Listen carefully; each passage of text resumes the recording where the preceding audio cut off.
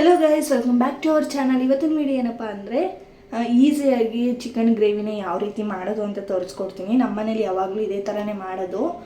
ಯಾವ್ದಾದ್ರು ಗೆಸ್ಟ್ ಬಂದಾಗ ಯಾರು ಈಗ ಹೇಳ್ದೆ ಬಂದಿರ್ತಾರೆ, ಅವ್ರಿಗೆ ಮಾಡಬೇಕು, ಬೇಗ ಮಾಡಬೇಕು, ಟೈಮ್ ಇರಲ್ಲ, ಲೇಟ್ ಆಗಿಬಿಡುತ್ತೆ ಅಂತ ಅನ್ನುವಾಗ ಈ ಗ್ರೇವಿನ ಆರಾಮಾಗಿ ಮಾಡಿಕೊಡ್ಬೋದು.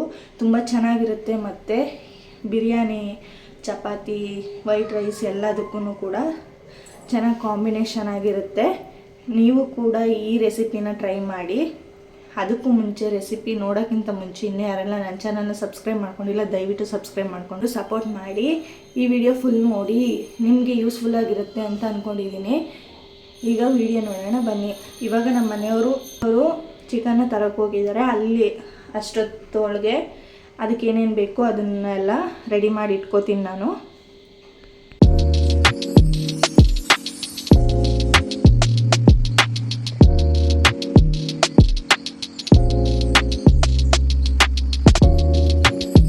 ಇವಾಗ ನಾನು 1 kg ಚಿಕನ್ಗೆ ಏನೇನು ಬೇಕೋ ಅದನ್ನು ತೊಗೊಂಡಿದ್ದೀನಿ. 2 ಈರುಳ್ಳಿ ಮತ್ತು 2 ಟೊಮೊಟೊ, 3 ಹಸಿಮೆಣ್ಸಿನ್ಕಾಯಿ. ನಾನು ಇದು ಬೆಳ್ಳುಳ್ಳಿ ಚಿಕ್ಕದು ತುಂಬ ಸಣ್ಣ ಇದೆ ಅಂತ ನಾನು 4 ತೊಗೊಂಡಿದ್ದೀನಿ. ದಪ್ಪ ಇದ್ದರೆ 2 ಸಾಕು. ಮತ್ತು ಹಸಿ ಶುಂಠಿ ಸ್ವಲ್ಪ, ಇದರಲ್ಲಿ ಅರ್ಧ ಹಾಕ್ಕೊಳ್ಳಿ. ಇದಿಷ್ಟನ್ನು ಕಟ್ ಮಾಡಿ ರೆಡಿ ಮಾಡ್ಕೊಳ್ಳೋವರೆಗೆ ನಮ್ಮ ಮನೆಯವ್ರು ಚಿಕನ್ ತೊಗೊಂಡು ಬರ್ತಾರೆ.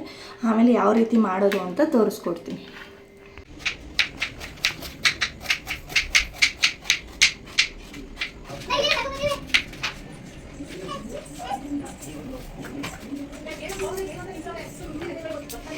ಇವಾಗ ಚಿಕನ್ ತಗೊಂಡು ಬಂದರು. ಅಲ್ಲಿಗಂಟ ನಾನು ತರಕಾರಿ ಎಲ್ಲ ಕಟ್ ಮಾಡಿ ಇಟ್ಕೊಂಡಿದ್ದೆ. ಚಿಕನ್ ವಾಶ್ ಮಾಡ್ತಾ ಇದ್ದಾರೆ. ಇವಾಗ ಕ್ಲೀನಾಗಿ ಚಿಕನ್ ತೊಳಿತಾ ಇದ್ದಾರೆ.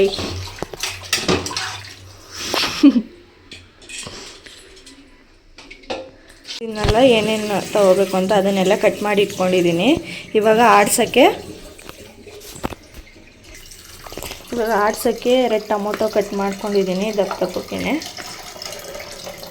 ಮತ್ತು ಹಸಿ ಶುಂಠಿ, ಬೆಳ್ಳುಳ್ಳಿ,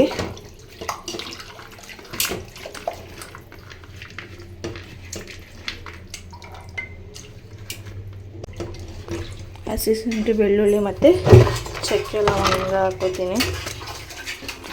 ಚಕ್ಕೆ ಲವಂಗ ಬೇಡ ಅನ್ನೋರು ಸ್ಕಿಪ್ ಮಾಡ್ಕೋಬೋದು. 1 kg ಅನ್ನೋದ್ರಿಂದ ಇಷ್ಟು ಹಾಕೋತಾ ಇದ್ದೀನಿ. ಚಕ್ಕೆ 2 ಪೀಸು ಮತ್ತು ಲವಂಗ 3 ಹಾಕೋತೀನಿ. ಇದನ್ನು ಆಡಿಸ್ಕೊಂಡು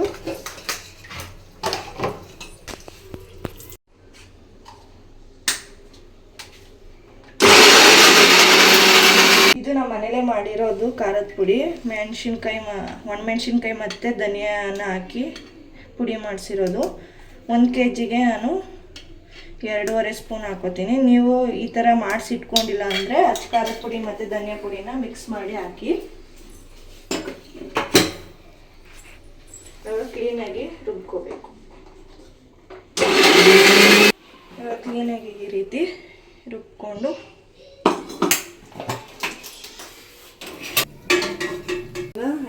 ಫಸ್ಟ್ ಎಣ್ಣೆ ಹಾಕೋತಾ ಇದ್ದೀನಿ. ಇದಕ್ಕೆ ಸ್ವಲ್ಪ ಎಣ್ಣೆ ಜಾಸ್ತಿನೇ ಹಾಕೊಳ್ಳಿ, ಅವಾಗ ಚೆನ್ನಾಗಿರುತ್ತೆ. ಎಣ್ಣೆ ಹಾಕಿ ಸ್ವಲ್ಪ ಎಣ್ಣೆ ಬಿಸಿ ಆದಮೇಲೆ ಹಸಿಮೆಣ್ಸಿನ್ಕಾಯಿನ ಹಾಕೋತೀನಿ.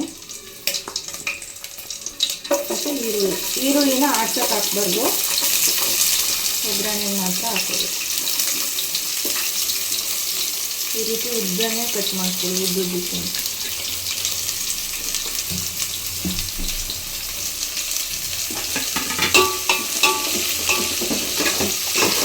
ಚೆನ್ನಾಗಿ ಫ್ರೈ ಆಗಬೇಕಿದು. ಫುಲ್ಲು ಬ್ರೌನ್ ಕಲರಲ್ಲಿ ಫ್ರೈ ಆಗಬೇಕು.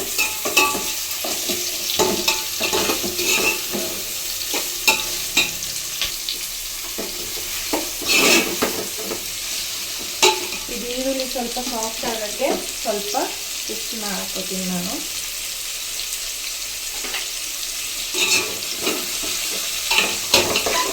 ಸ್ವಲ್ಪ ಉಪ್ಪು ಹಾಕೋದು, ಬೇಗ ಈರುಳ್ಳಿ ಸಾಫ್ಟ್ ಆಗುತ್ತೆ.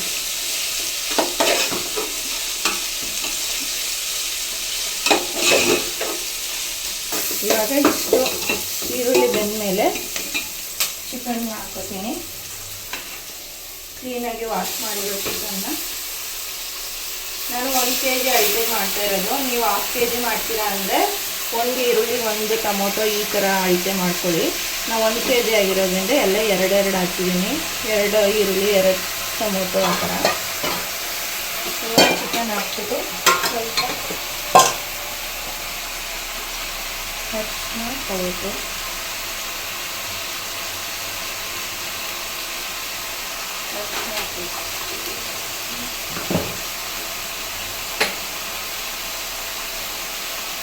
ಸ್ವಲ್ಪ ಕಲ್ಲುಪ್ಪು ಇದಿಷ್ಟು ಹಾಕಿ ಚೆನ್ನಾಗಿ ಕಲಿಸ್ಬಿಟ್ಟು ಇದನ್ನು ಒಂದು 5 ಮಿನಿಟ್ಸ್ ಇಲ್ಲ 10 ಮಿನಿಟ್ಸ್ ಚೆನ್ನಾಗಿ ಬೇಯಬೇಕು.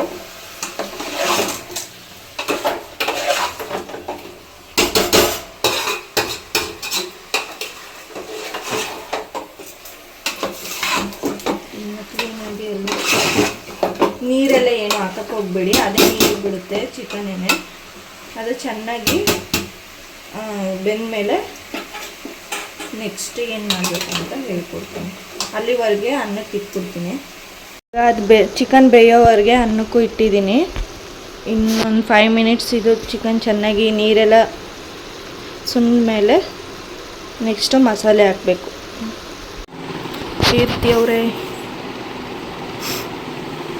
ಮನೇಲಿ ನಮ್ಮ ಪಾಪು ಇಲ್ಲದೆ ಫುಲ್ ಬೋರು, ಅದಕ್ಕೆ ಫುಲ್ ಸೈಲೆಂಟಾಗಿ ಐತೆ ನಮ್ಮ ಪಾಪು ಇಲ್ಲದೆ.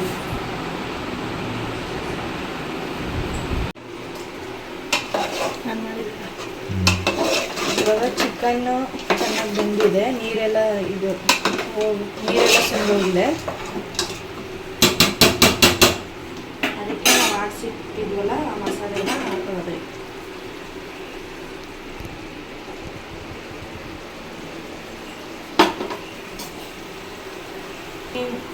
ಇವಾಗ ಕ್ಲೀನಾಗಿ ಜಾರಲ್ಲಿರೋದು ಕೂಡ ಎಲ್ಲ ಸ್ವಲ್ಪ ನೀರು ಹಾಕಿ ತೊಳ್ಕೊಳ್ಳೋಣ. ಸ್ವಲ್ಪನೇ ನೀರು ಹಾಕಬೇಕು, ಜಾಸ್ತಿ ನೀರು ಹಾಕ್ಬಾರ್ದು.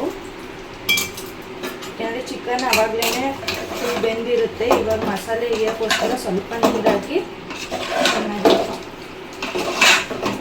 ಕಲಿಸ್ಕೋಬೇಕು.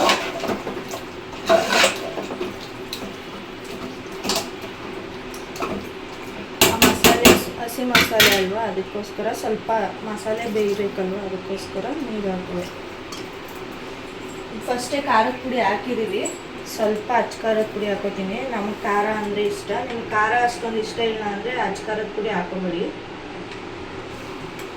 ಯಾಕೆಂದರೆ ಹಸಿಮೆಣ್ಸಿನ್ಕಾಯಿನೂ ಹಾಕೊಂಡಿರ್ತೀವಿ, ಅದು ಖಾರ ಇರುತ್ತೆ.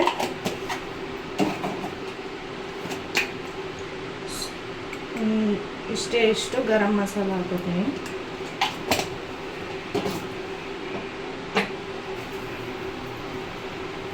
ಆವಾಗಲೇ ಉಪ್ಪು ಹಾಕಿದ್ದೀವಿ, ಇವಾಗ ನೋಡ್ಕೊಂಡು ಹಾಕೊಳ್ಳಿ. ಇನ್ನೊಂದು ಸ್ವಲ್ಪ ಉಪ್ಪು ಹಾಕೋತೀನಿ, ಆಮೇಲೆ ಟೇಸ್ಟ್ ನೋಡಿಬಿಟ್ಟು ಬೇಕು ಅಂದರೆ ಇನ್ನೊಂಚೂರು ಹಾಕೊಂಡ್ರೆ ಆಯ್ತು.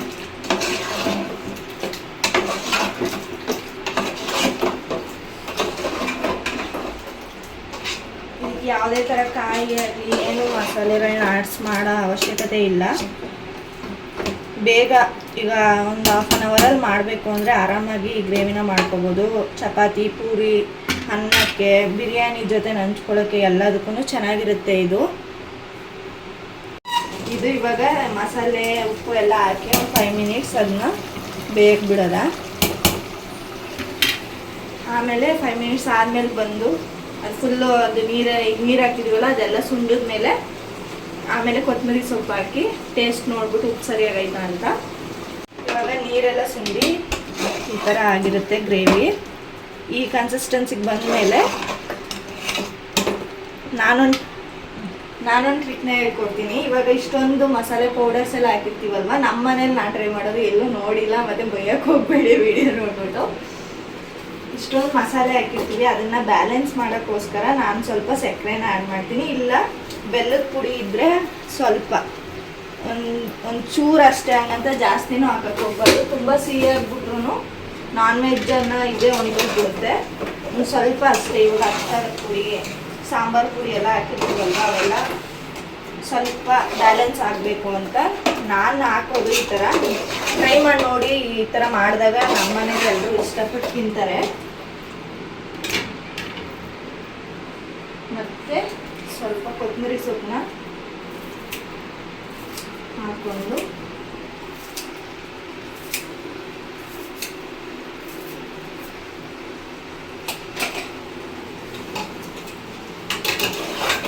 ಚೆನ್ನಾಗಿ ಕಲಿಸ್ಬೇಕು.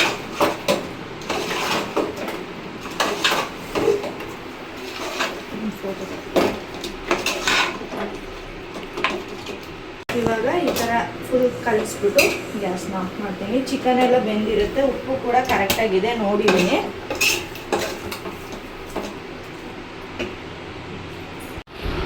ಇವಾಗ ಊಟ ಮಾಡೋಕೆ ಕೂತ್ಕೊಂಡಿದ್ದೀವಿ. ಹೇಗಿದೆ ಅಂತ ನಮ್ಮ ಮನೆಯವ್ರನ್ನ ಕೇಳೋದ. ಹೇಳಿ ಕೀರ್ತಿಯವರೇ, ತಿನ್ಬಿಟ್ಟು ಹೇಗೈತೆ ಅಂತ.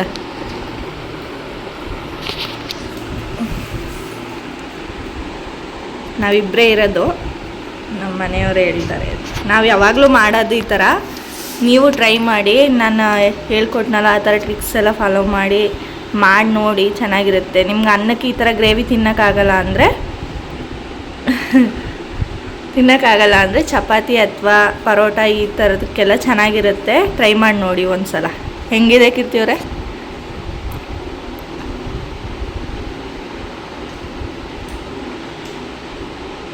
ಸೂಪರ್ ಆಗಿದೆ. ಟೇಸ್ಟ್ ಮಾತ್ರ ಸೇಮ್ ಈ ಡಾಬಾಗಳಲ್ಲಿ ಕೊಡ್ತಾರಲ್ಲ, ಸೇಮ್ ಹಂಗೆ ಇದೆ ಟೇಸ್ಟು. ಟ್ರೈ ಮಾಡಿ ನೋಡಿ, ನಿಮಗೂ ಇಷ್ಟ ಆಗುತ್ತೆ. ವಿಡಿಯೋಗೋಸ್ಕರ ಏನು ಹೇಳ್ತಾ ಇಲ್ಲ ಅಲ್ವಾ? ಇಲ್ಲ, ಟೇಸ್ಟ್ ನೋಡಿನೇ ಹೇಳ್ತಿರೋದು. ಎಲ್ಲ ಕಡೆ ತಿಂದು ಎಲ್ಲ ಯೂಸ್ ಆಗಿದೆ. ಸೇಮ್ ಅದೇ ಟೇಸ್ಟ್ ಇದೆ. ಡಾಬಾಗೆ ಹೋಗ್ಲೇಬೇಕು ಅಂತೇನಿಲ್ಲ, ಇಲ್ಲೇ ಮಾಡ್ಕೊಂಡು ಇಲ್ಲೇ ತಿನ್ಬೋದು. ಚೆನ್ನಾಗಿದೆ. ಟ್ರೈ ಮಾಡಿ, ನಾನು ಹೇಳ್ಕೊಟ್ಟಿರೋ ಥರನೇ ಮಾಡಿ. ಯಾರ್ಯಾರು ಗೆಸ್ಟ್ ಬಂದರು ಬೇಗ ಅಂದರೆ ಬರೀ ಒಂದು 15 ಮಿನಿಟ್ಸಲ್ಲಿ ಆರಾಮಾಗಿ ಮಾಡ್ಬೋದು ಈ ಗ್ರೇವಿನ. ಇದು ನಾನು ಯಾವಾಗಲೂ ಮಾಡೋ ಅಂಥ ಗ್ರೇವಿ. ನಮ್ಮ ಮನೇಲಿ ಎಲ್ಲರೂ ಇಷ್ಟಪಟ್ಟು ತಿಂತಾರೆ. ಆಲ್ಮೋಸ್ಟ್ ಇದನ್ನು ಅನ್ನಕ್ಕೆ ತಿನ್ನೋಕ್ಕಾಗಲ್ಲ ಅಂದರೆ, ಗ್ರೇವಿ ತಿನ್ನೋಕ್ಕೆ ಇಷ್ಟಪಡೋಲ್ಲ ಅಂದರೆ ಚಪಾತಿ ಅಥವಾ ಪೂರಿ, ಈ ಬಿರಿಯಾನಿ ಮಾಡಿದಾಗ ಸೈಡ್ಗೆ ಗ್ರೇವಿ ಥರ ಹಾಕ್ತೀವಿ ಅನ್ನೋರು ಆರಾಮಾಗಿ ಮಾಡ್ಬೋದು. ಟ್ರೈ ಮಾಡಿಬಿಟ್ಟು ಹೇಗಿತ್ತು ಅಂತ ಕಮೆಂಟಲ್ಲಿ ತಿಳಿಸಿ. ಅದಕ್ಕೆ ಮುಂಚೆನೇ ಯಾರಂತ ನನ್ನ ಚಾನಲ್ನ ಸಬ್ಸ್ಕ್ರೈಬ್ ಮಾಡ್ಕೊಂಡಿಲ್ಲ, ದಯವಿಟ್ಟು ಸಬ್ಸ್ಕ್ರೈಬ್ ಮಾಡಿಕೊಂಡು ಈ ವಿಡಿಯೋ ಯೂಸ್ಫುಲ್ ಆಗಿರುತ್ತೆ ಅಂತ ಅಂದ್ಕೊಂಡಿದ್ದೀನಿ. Thank you so much. Bye bye.